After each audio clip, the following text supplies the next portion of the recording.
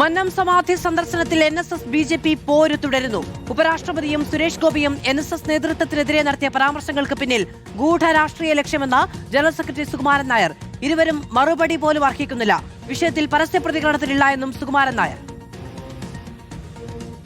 I am the president. I am the general secretary. So you should not come, you should not come, he should not come. That should not be our aim.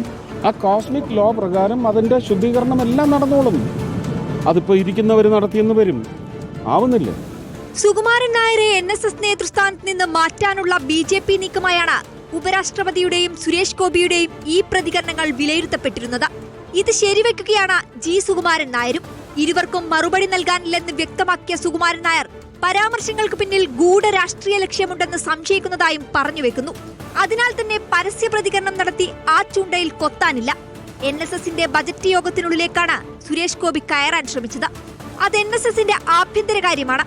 അതിനാലാണ് സുരേഷ് ഗോപിയെ തടഞ്ഞതെന്നാണ് general സെക്രട്ടറിയുടെ വിശദീകരണം. അതേസമയം Sukumaran നായർക്കെതിരെ BJP നേതാവ് സന്ദീപ് ബസ്പതിയും രംഗത്തെത്തി.